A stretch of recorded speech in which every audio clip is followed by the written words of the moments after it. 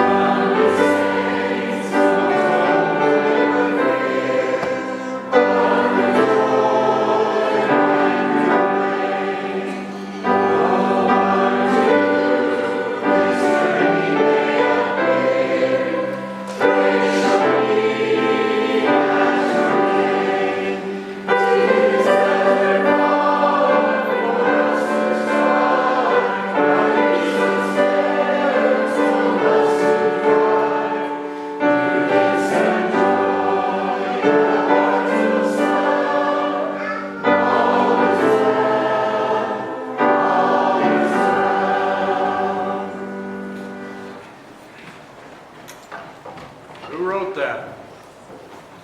Who wrote that? William Clayton. When? 1846. Wrong. When? 47. Thank you. What were the circumstances? He was in Nebraska. He heard that his wife gave birth to his son. And? He wasn't there. All right. William Clayton was one of the last people to be notified by me. Oh, by the way, you're going with us. Come on. He had one blanket and a carpet bag. His wife was pregnant and not doing really well. She was kind of sick. And you ladies know that the mortality rate when women are giving birth in nice, clean houses in those days was rather high. She didn't have a nice, clean house. She had a cabin with a dirt floor and a dirt roof. He received word that both his daughter and his wife were doing very well. Now, William was a rather proud man, so he went off by himself so he could cry without the rest of us seeing him. He was gone for several hours. When he came back, he said, Brother Brigham, I wrote a song. I'd like to sing it. That was the first time anybody ever heard Come, Come Ye Saints. Come, Come Ye Saints became the marching song for all of the pioneers that crossed these United States. And as you just heard, saints are still singing it today, and I might add that you did a beautiful job. Now, I was a wee bit confused when I walked in here. Actually, I was a wee bit confused when... Where'd he go? Out in the hall. He's out in the hall? How do I pick on him when he's out? I got a call from Chuck the other day confirming that I would be here. And he gave me the name of the family. And I said, are we sure we're talking to the right Brigham Young? I mean, there's not that many of us, but are we sure we're talking to the right Brigham Young? Because I was asked to do what I thought was the Goff family reunion because an old friend of mine by the name of Goff asked me to do it. He neglected to tell me that it was for the Hess family. I believe his wife is a Hess. But he is to be forgiven because he was on his way or getting very ready to go on a mission. He says, I'd sure like to hear you speak, but I'm going to be on a mission someplace, so sorry.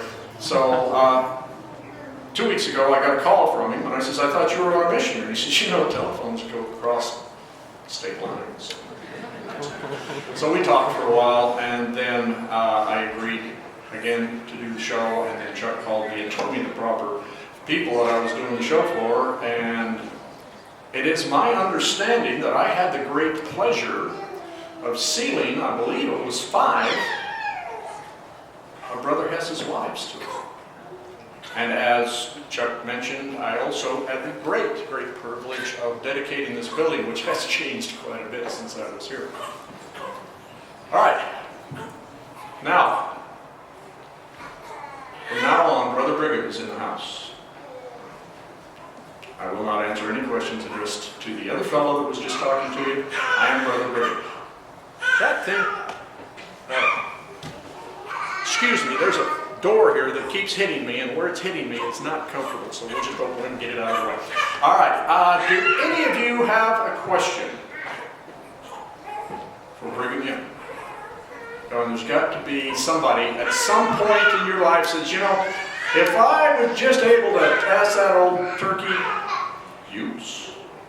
If I was able to answer that old turkey question, this is what I'd ask him.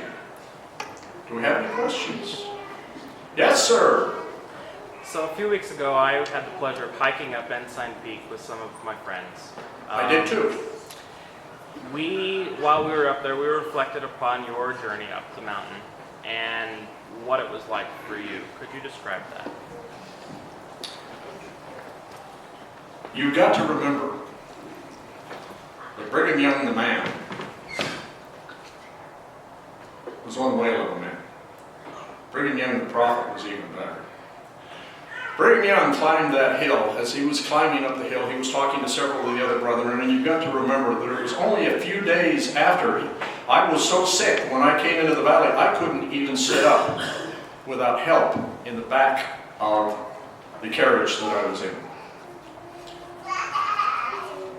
A few days later, after many blessings and nourished, a lot of love and nourishing from my good wife and a lot of my friends, I was able to get up and move around. And then we climbed that hill. I don't know about you, but I was exhausted when I got to the top of it.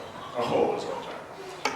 Did you know that George Buchanan once spoke in the United States Senate? He was a senator at large from the territory of Deseret, and he spoke and he said, I have been to Ensign Peak, and it is the highest place in the United States. He got a little excited. But when I got to the top and turned around, we had a prayer circle, and then I got up and turned around and looked at the valley. I mentioned to the people that were with me at that time that the day will come, and it will not be too far off. We will probably never live to see it. But you will travel this valley. And I meant from Provo, because we'd had scouts down there up north to where Peter Skeen Ogden had his place. And I says, there will be a day when you will travel from one end of this valley to the other, and you will not know what town you're in if you didn't see the sign as you entered. Anybody got on that big stretch of concrete you got out there and driven down and been talking and then looked up and said, where am I? You had to see a sign to tell what town you were in. It has come to pass. That's what I saw when I was up there. I saw the work that the Lord was going to help us do in this valley. How did I feel? Fantastic. How'd you feel? When I got up there, it was great. On the way up, it was horrible. Just about killed you going up. Yeah. That's not a place for the faint of heart to hike up to, but it is a beautiful place. Yes, sister?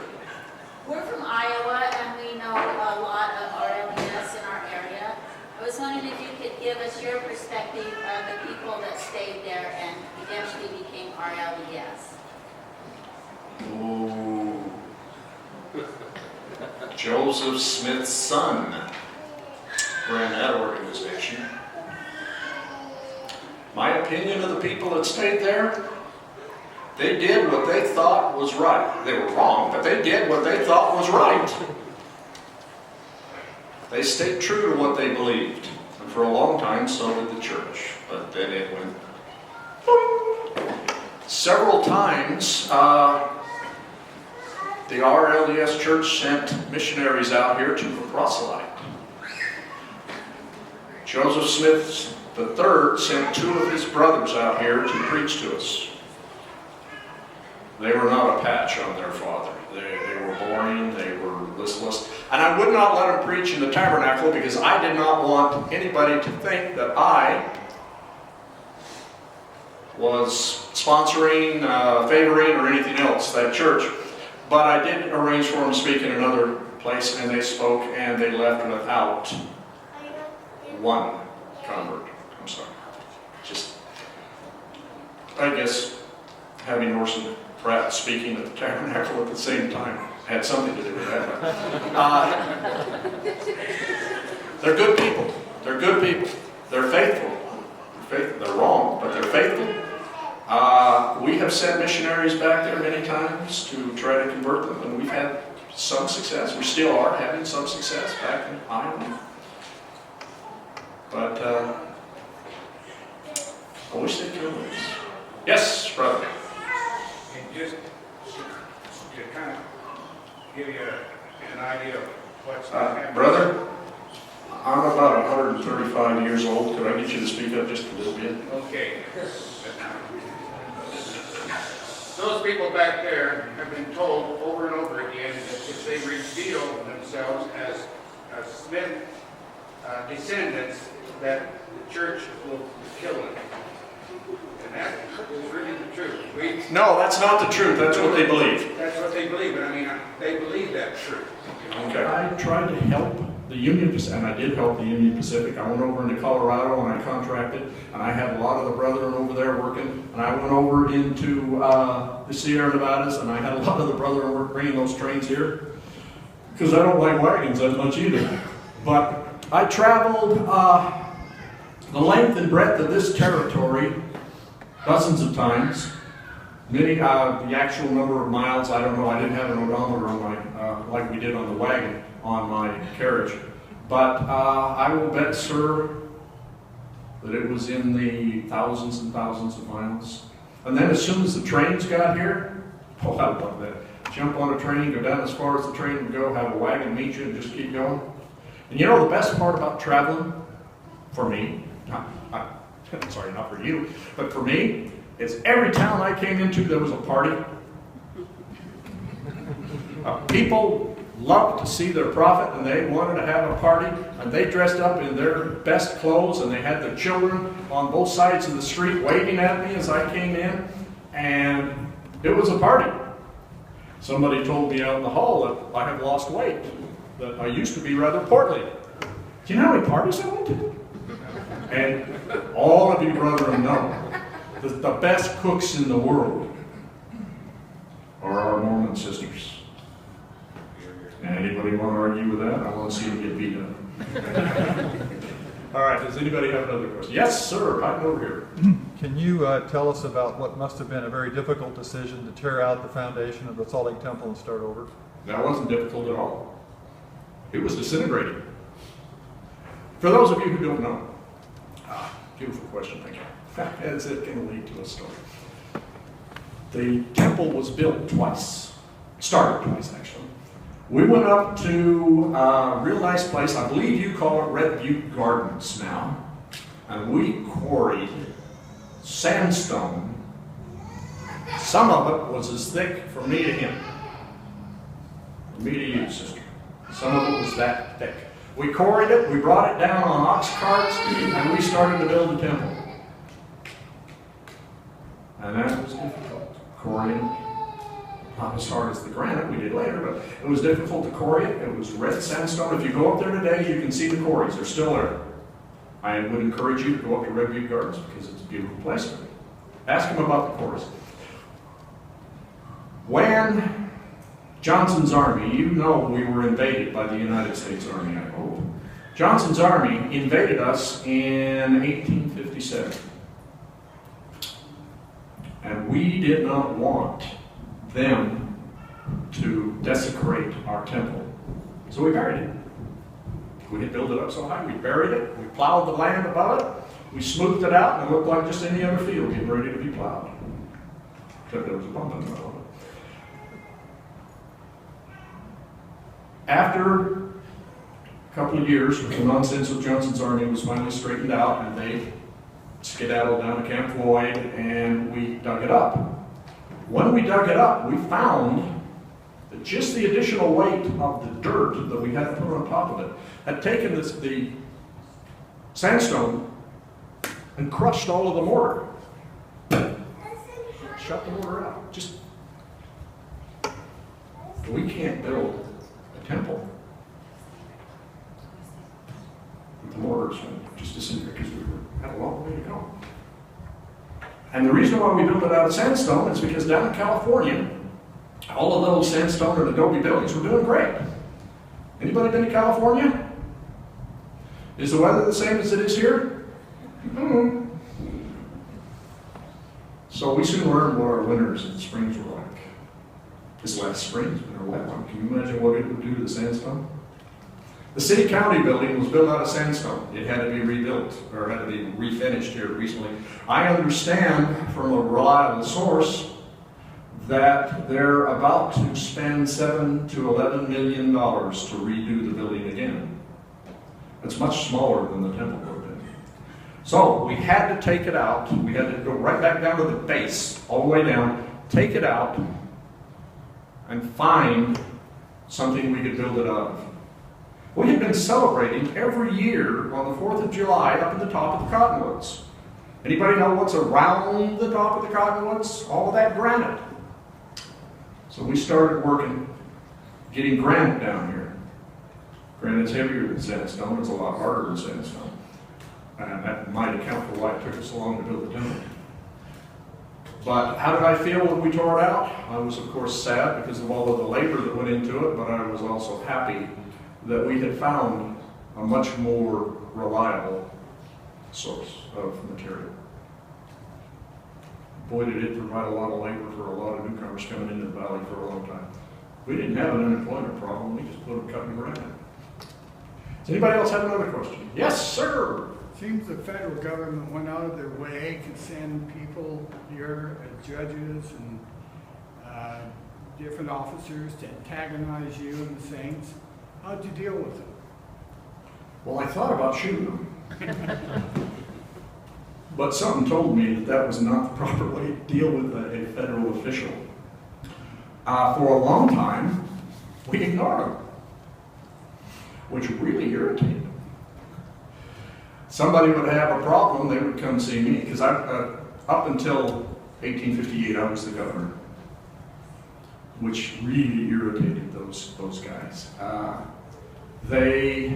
Somebody would have a problem, they'd come and see me. I'd send them to a probate judge, who was a local judge. Your neighbors and your friends elect you, you're now a probate judge. You're also a Mormon. Go ahead, fight against us in favor of those federal judges, and then spend the night in your cabin. We stuck together. We ignored them, we placated them, and finally they started pushing and shoving, and we just told them to go away. Which led to the war in 1857 where we were invaded. Now this is a strange war. One man died. Well, actually, two. One was shot by a friend of his. He was way up on top of this cliff, and he says, "Hey, them soldiers ain't ever going to be able to shoot us up here. Try it." So the guy, okay. Good friends. Guy took a musket. Boom! Didn't make it up.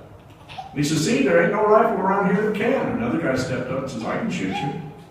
"No, you cannot." He says, "I can shoot you." "You cannot." He had a 50 caliber instead of that 32 that the first guy shot him dead. Then just after that, they decided they weren't going to be targets anymore for each other. And then Bill Hickman they captured a couple of people coming into the valley, and Bill Hickman was told to take him into Salt Lake and put him in jail. Well, the man had $600 in a gold watch, and Bill Hickman was back the next day with $600 in a gold watch in his pocket. So they're pretty sure he died on the way to town since he never made it. Incidentally, Bill Hickman was also known as Bloody Bill Hickman. He liked to kill. a little crazy. But a good man. He was excommunicated, I think, 5 times. He just kept repenting, coming back. Finally, he sent him to Wyoming and said, don't come back. What was the original question? Oh, federal officials. Okay, after they all left. They left, and they went back, and they told President Buchanan, who was new in his administration, those Mormons are in rebellion.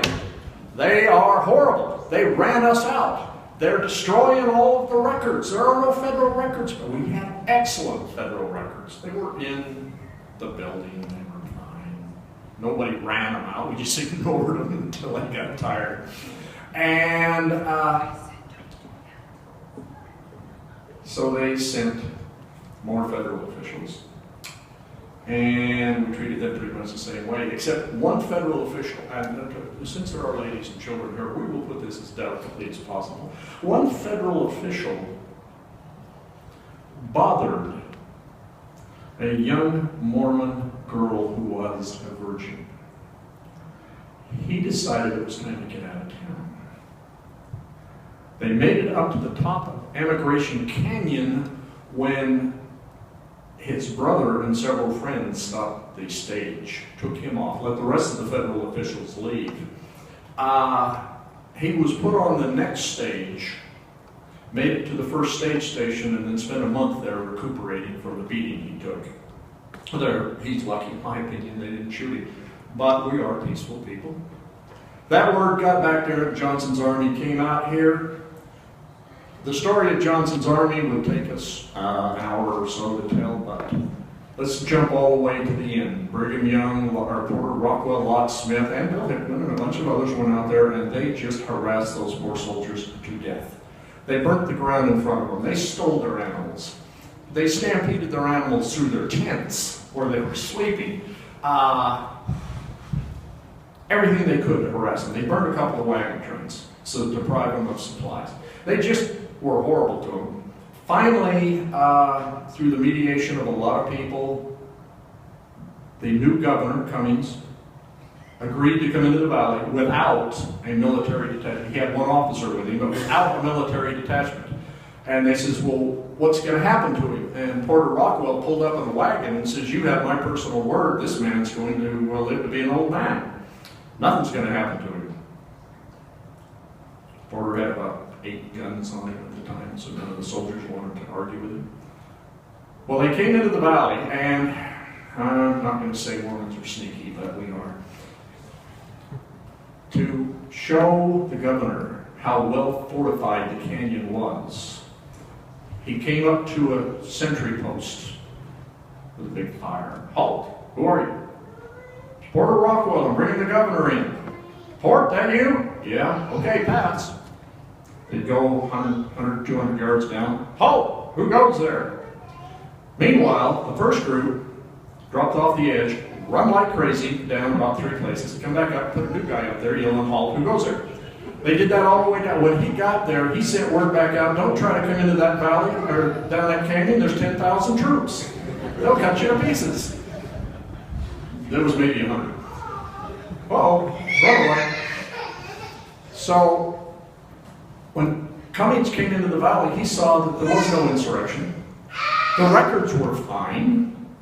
Testimony for Gentiles and Mormons alike.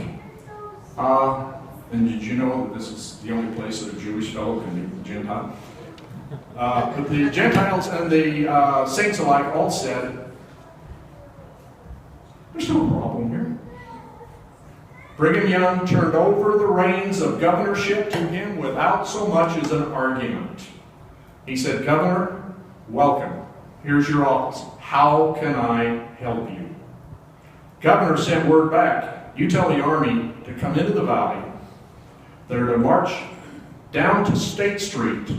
They are to head straight out of town and don't even stop. If you stop, there will be a war. The valley had been deserted. Everybody had gone south. There were a few people here with torches, ready to burn every building that we had built to the ground. And we were going to go into a 100-year war with the United States in a guerrilla action. And believe me, with God on our side, we would have won. Okay. I see a hand way back there in black. Hi. You're not black. Brigham had commissioned Lot Smith and a handful of men to go and to stop Johnston's army and not to take alive. And Right. that's America. And President Hinckley flew into the sesquicentennial at Simpsons Hollow, and he told them the story that Lot Smith and so many men, not a lot, that the way they rode in at night into Wyoming, they ordered them, after they'd been drinking and would be asleep in their wagons, they ordered them all out and they torched all of their wagons. And they left a couple for supplies so they wouldn't starve to death. And then they rode on and they did it again to It's okay, he's having fun.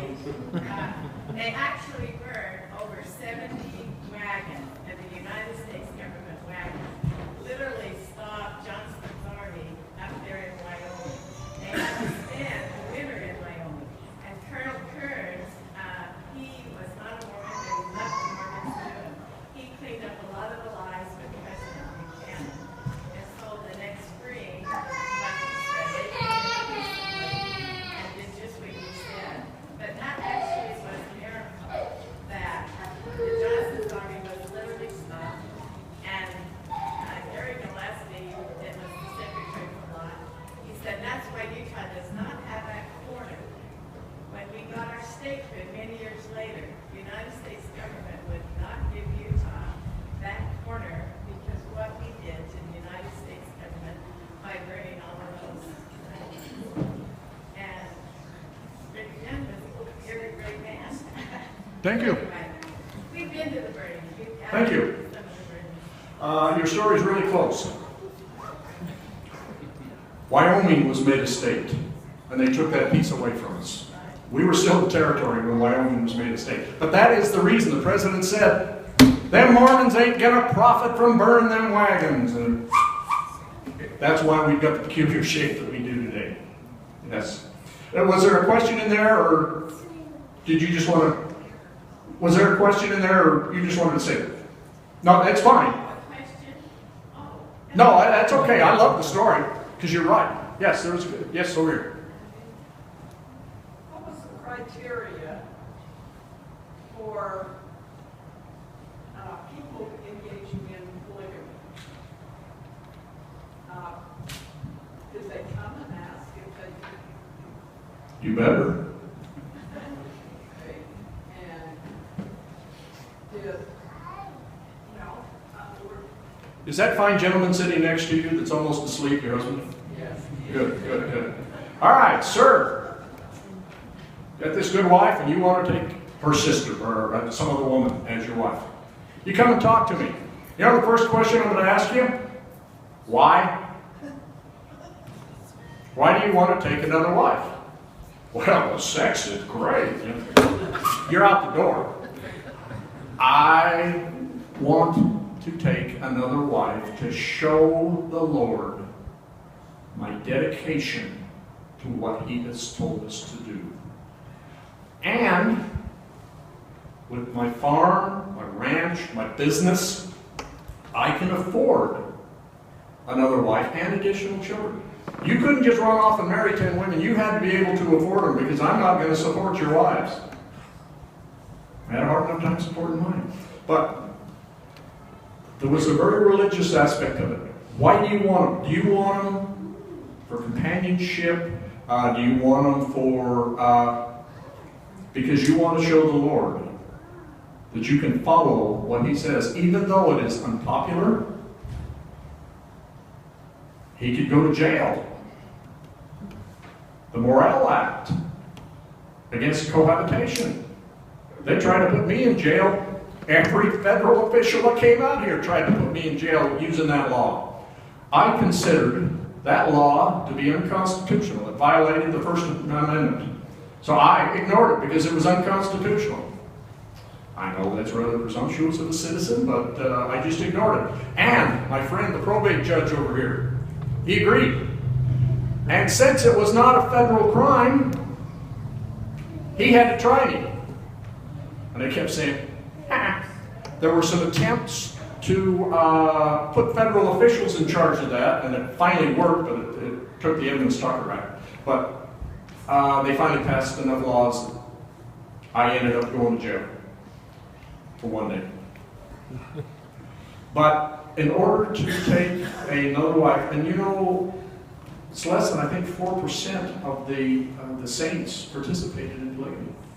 I mean, we are painted as every man had 57 wives. There weren't that many women out here. So, yes. Any other questions? Sir, in the black bag. Big. Yeah, I'm looking for one of your homes between Chesterfield and Soda Springs last month. I wasn't able to find it. I was wondering, what did you do in that part of the area, and what time of year was you living there? The home must not be there anymore. Probably not, but you know, I basically lived in 3 houses: the Beehive House, the Lion House, and the St. George House. The rest of my houses were for other people, like my wife's. The Beehive House was mine. I lived there. The Lion House, I had a bunch of wives living in there. And then what a lot of you probably don't know is up on the hill, I owned that up to the Capitol. That was mine. Up on the hill, we built what we called the White House. And the reason it was called the White House is it was painted white. Not much of an imagination on my part, but it worked. That was an apartment building where a bunch of my wives were. Then we had the Forest Farmhouse on 27th South, down about 3rd East or something like that.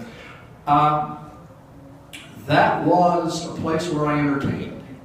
I had several wives living there, but it was also the very first extension farm in the state of Utah. I had saints coming in from all over the world. I had missionaries coming back. I had them bring seeds and starts and plants, whatever they could carry from all over the world. We would take it out there, we would try it, grow it. If it worked, we would spread seeds and starts all over the territory so that we had the best. Did you know a great many of our sisters, a bunch of them right there, had some of the best flower gardens that you've ever seen out here in the first few years we lived here?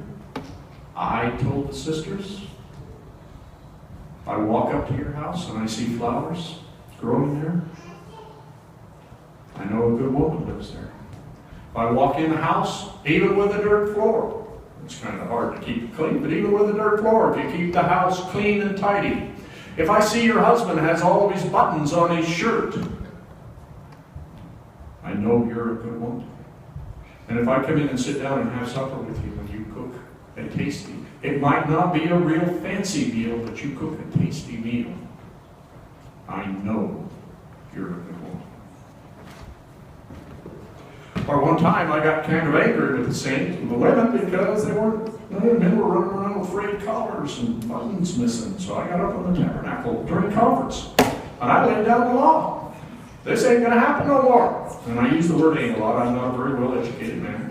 This ain't going to happen no more. You ladies are going to shape up. You're going to start taking care of your men. You're going to do this and this and this. And I says, and if there's any woman here who needs help, I will personally come over to the house, help them sew buttons on, help them mend shirts, and then I'll cook them a dinner.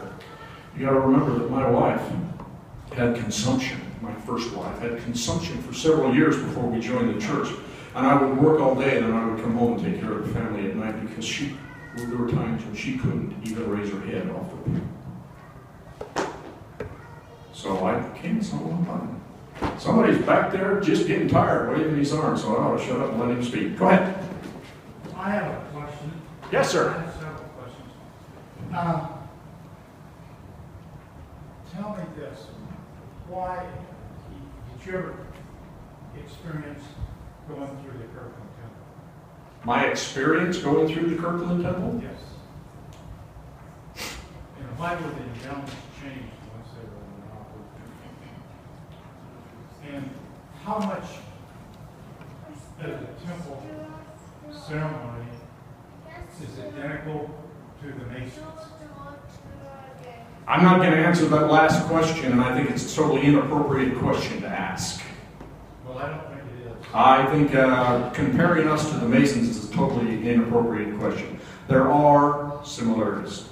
We'll let it end there. How did I feel the first time I went through the temple? No, I didn't ask that question. I asked if you went to the Kirkland.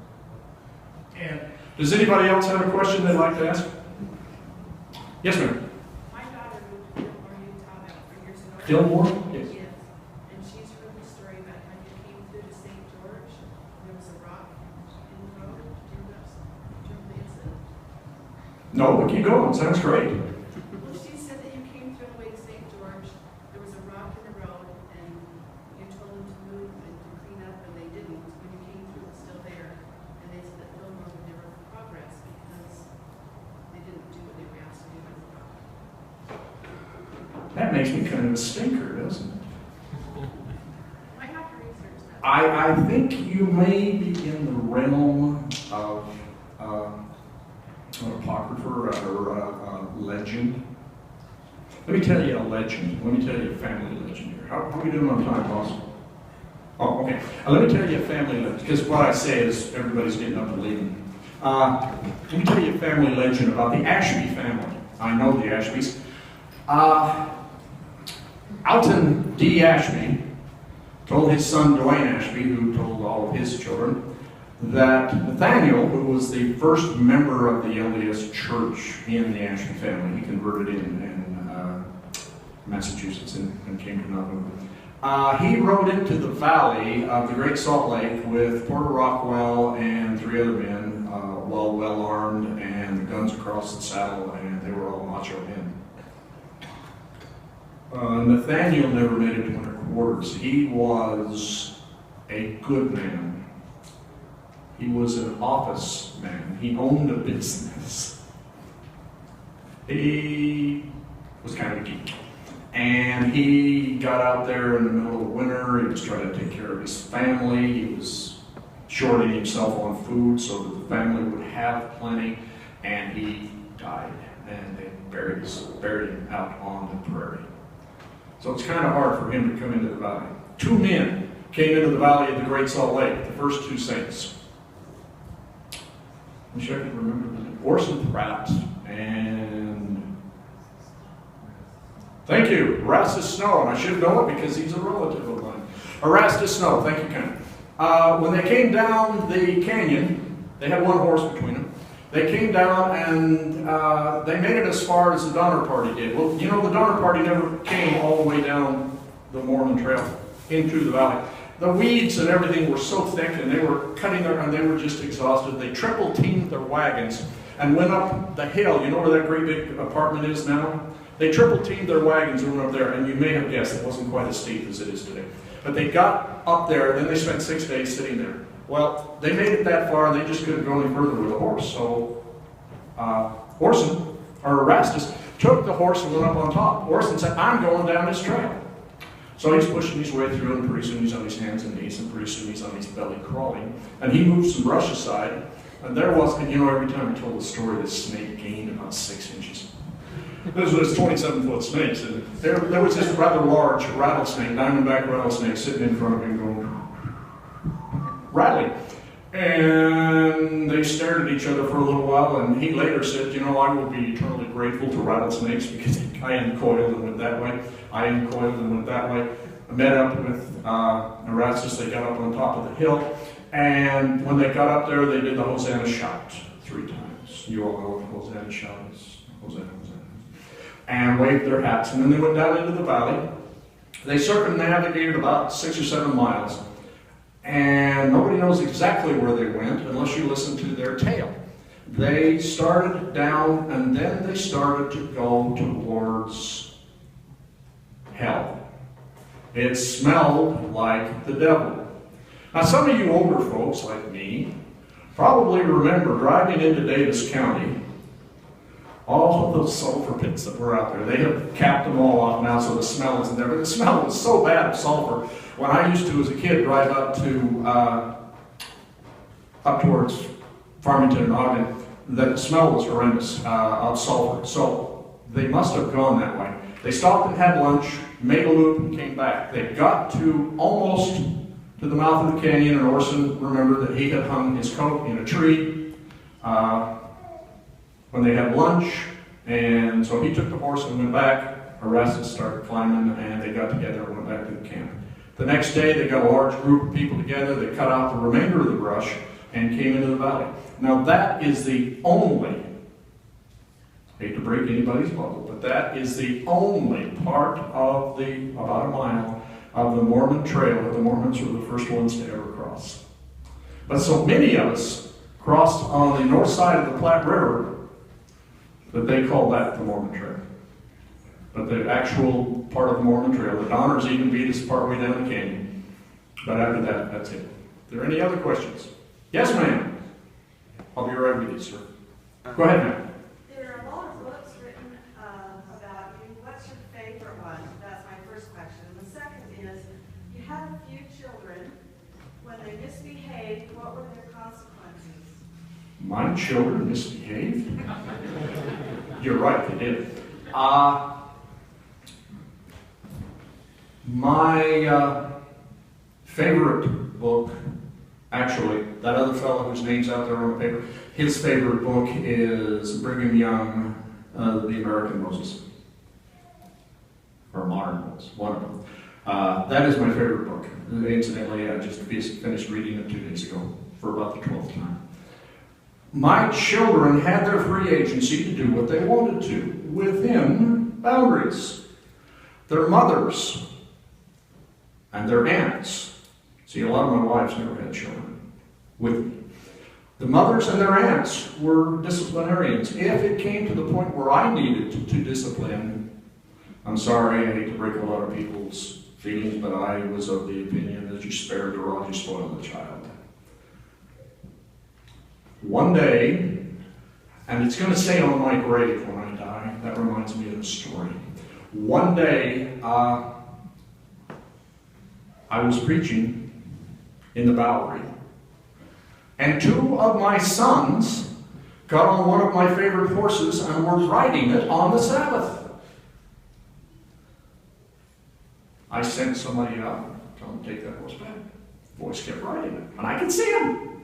I mean, if you're going to, kids, if you're going to, this isn't, if you're going to do something that you shouldn't do, don't do it in front of your parents. So actually, I stopped him and I said, Heber, would you come up here and speak for a few minutes? I'll be right back. I took my cane, and it ain't called a rascal beater for nothing. I went out, pulled the boys off the horse, and every time I caught up with them, one of them or both of them got a wallop right across the backside. I had them take the horse all the way back, curry comb it, feed it, water it, take care of it, make sure it was put back in its stall. Then I came back and spoke. When I got back to speak, I apologized, and I says, I'm sorry for interrupting the meeting, but I cannot see anybody abusing an animal. And that was the end of the conversation. Any other questions? Yes, sir. As I recall, you wanted the state of Utah to be originally named Deseret, and it was a lot bigger. When it was made smaller and changed to Utah, how did you feel about that? Hurt my feelings. Hurt my feelings. Now, at one point, I was up, this is Place Heritage Park, and Governor Levitt was going to speak. He was 30 minutes late, but he was going to speak. And side note from this story, he had an honor guard of Boy Scouts all the way across. And this one little kid just barely made a scout, didn't even have a patch or anything on his uniform, but he was proud of that uniform. He told me several times, boy, I hope the governor will stop and say hi. He said, I don't think so. So as the governor and I are walking through this honor guard, I reached over and said, Governor, this young man up here in this rather plain uniform has been waiting a couple of hours just to say hi to you. And he stopped in front of the kid, stuck out his hand, and said, hi, I'm Governor Michael Levitt. What's your name? Shook hands with him. Michael Levitt's a good man. But I asked him as we were walking off, I said, Governor, when I had this territory, it was a whole lot bigger than what yours is now. What happened? And he goes, Governor, You are aware that President Bill Clinton just took another great big huge piece and made it a national park. They've been doing that to us since you died. You should have stuck around and helped. It always hurt my feelings. Besides, we had a California port. We had San Bernardino. We had Las Vegas, but look what happened to it after we pulled out. But we had a wonderful territory, and they just kept dwindling it down. And then they wouldn't even let us name it Deseret. That was out of the Book of Mormon, and that was just going way too far. So they named it Utah. What does Utah mean? Top of the mountains. Bingo, bingo, top of the mountains. It's an Indian word, top of the mountains. And where are the saints supposed to gather? At the top of the mountains. I can't be too upset. Any other questions? Yes, sir. I know this is my second time. Go ahead. I've always sat back and looked at the United States of America, and even with our boundaries of the state of Utah like it is, at times I wondered if we shouldn't have not joined the Union, not become a state, and become the Switzerland of Deseret? Yeah. And, you know, I thought about it. But, you know, within the first 2 years, I had Orson Pratt. Anybody ever met? No, I guess you haven't met him. He died a while back. Orson Pratt was a genius. Self-educated man, so was Parley, but he got killed, unfortunately, down in Arkansas. Self-educated man, he was a genius. I call him the professor. Orson Pratt and I used to fight like crazy. He had one problem. I was the senior and he was slightly junior in the 12, so every time he and I would get into a big fight, I'd say, Orson, we need you in England. Goodbye, go on a mission. Boy, did he go on a lot of missions. But I had him petition. In the second year we were here to become a state. That was always, well, not always. At one point I said I would never sleep again in the United States. That's when we were run out of Nauvoo before I got the territory here. It was back in the United States, so I didn't have my choice. But we wanted to be, for my money, the Utahns are still, for every man, woman, and child in the state, some of the most dedicated, patriotic people that you're ever going to run into. But yes, I did think about it. Because we went from Canada down into Mexico, and we had a finger that went all the way down to San Bernardino. Heber C. and Rich went down there, Charles Rich went down there, but unfortunately during the Mormon War I had to bring everybody back to defend the valley, so we lost a lot of that. Is that an arm up in the air back there, purple shirt? Okay. What about Texas? What about Texas? Well, we thought about it, but yeah. You ever been to Texas? Yeah. Did you like it? 18 years. You came here? Yeah, I was done doing the... So you're upgrading. Now, Texas is a grand state, and we did think about it. We also thought of going to an island off of Canada, off by Vancouver for a while. But somebody told me, and being the name dropper I am, it was the Lord. He told me, this is where you're going. Now, a lot of people, remember, reminds me of the story, a lot of people think that we were just wandering around in the wilderness until I finally had a vision. John C. Fremont was here in 1843 and again in 1845. He made some excellent maps, which I had copies of. And I also talked to Captain Fremont, and he says, my only concern is taking a large body of people out there as the spring comes, or the fall comes awfully early, the first frost. Are you going to be able to grow enough food to sustain them? You know, when we first got here, there was no 7-Eleven down in the corner. We had to grow what we had. We almost starved one year.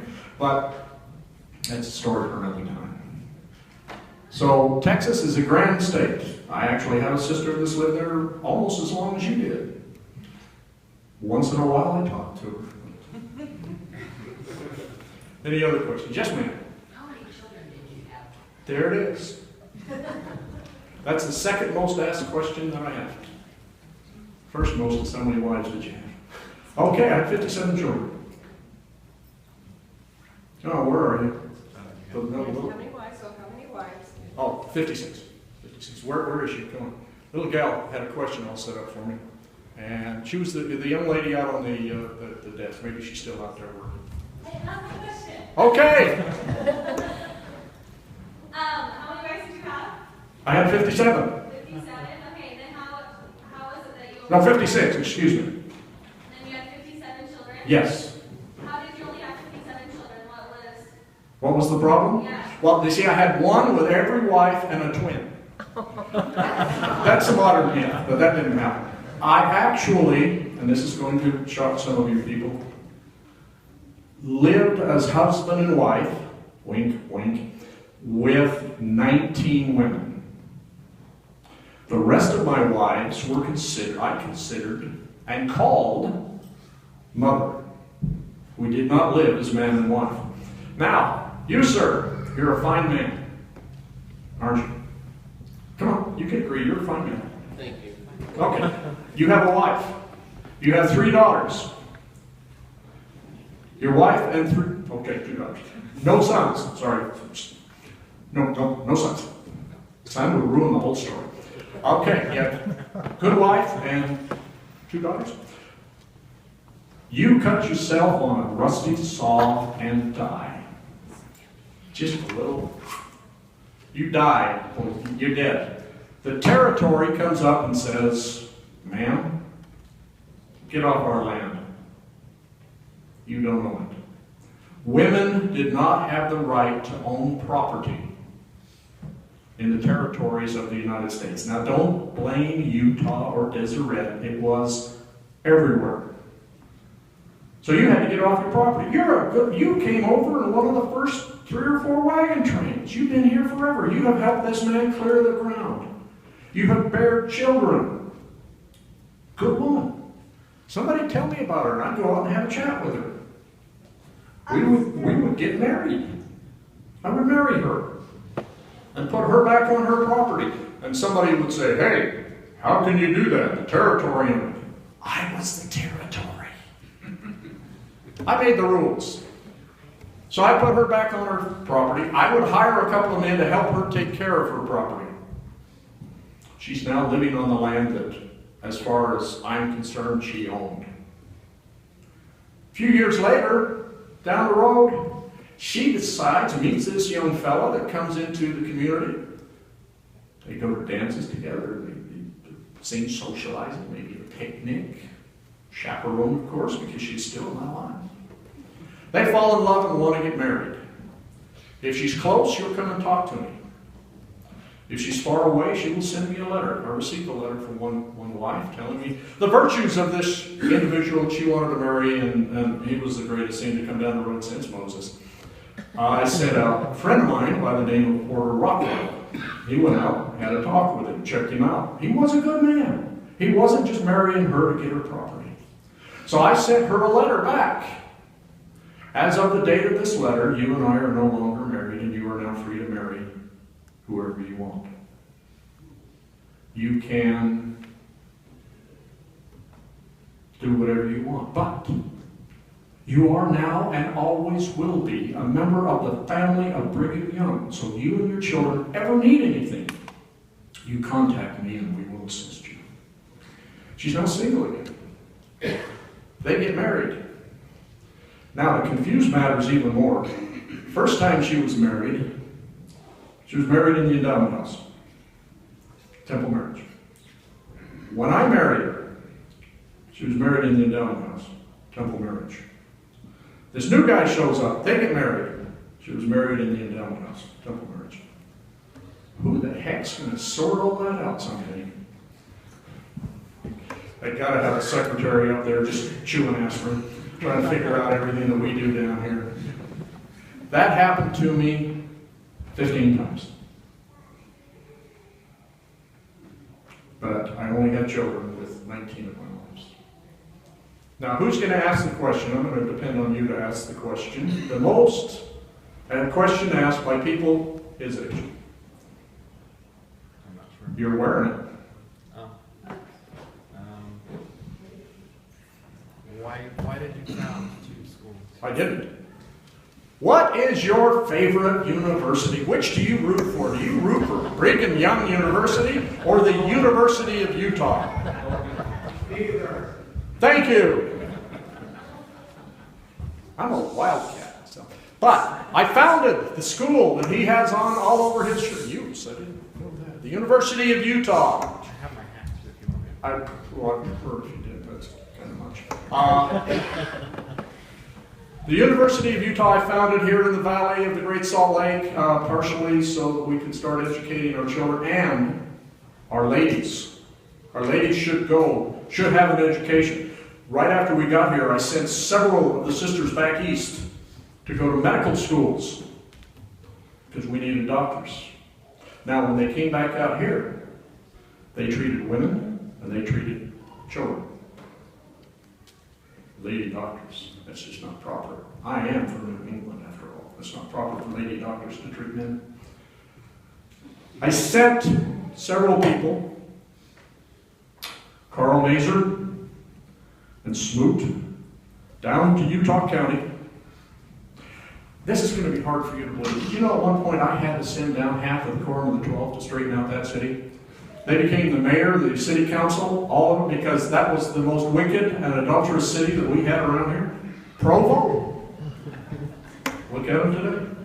I really haven't figured out which was the better time. But Carl Mazer and Smoot founded Brigham Young Academy. They were nice enough to name it after me. So who do I cheer for? One that has the most points at the end of the game. I'm a politician from way back. Any other questions? Yes, ma'am. I understand correctly, you knew that the Saints were coming to Salt Lake Valley, served out in winter quarters. So did Joseph. Let's go back to Joseph. He knew. You know when he crossed the Mississippi River, you know where he was going? I'm not going to say Farmington, but he was headed here. Yes, ma'am, I had maps. I had charts. I talked to everybody that I met, including old Gabe. You might know him a little better as Jim Bridger, but his friends called him old Gabe. He bet me $1,000. Well, since I'm a man of God, I don't wager, but he said he would pay me $1,000 if I could show that a bushel of corn could be grown in this valley. Everybody thought that the fall frost came too early. Nobody ever grew anything out here to find out until we got here. Time's getting to be dark. Oh, Did he ever pay on that bet? no, he didn't. That's what I stinker. And I sent him a bushel of corn. But that's all right. We took his fort and burned it. We bought it. Then we burned it. That's when Johnson's army was coming. That's what the good sister was talking about when Johnson's army they were going to stay at winter quarters, or they were going to stay at Fort Bridger and Fort Supply, which was our fort. They were going to take them and stay there, so we went up and burned them to the ground. Incidentally, you left one small thing out. That was the worst winter on record, even to today, that section of Wyoming has ever had. And they've had some views. Cattle were found frozen standing up in the morning. It was a bad time. Okay, I'm sure you have better things to do, like maybe eat.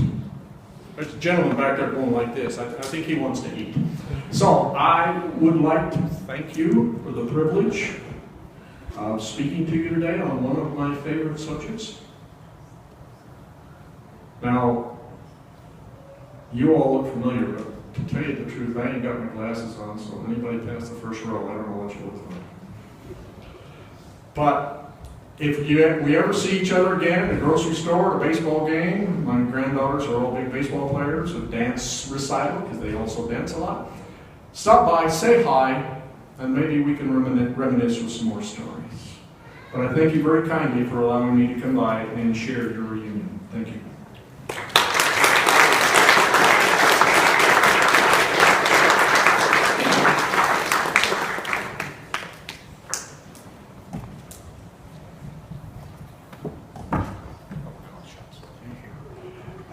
Just a couple of points that we need to discuss.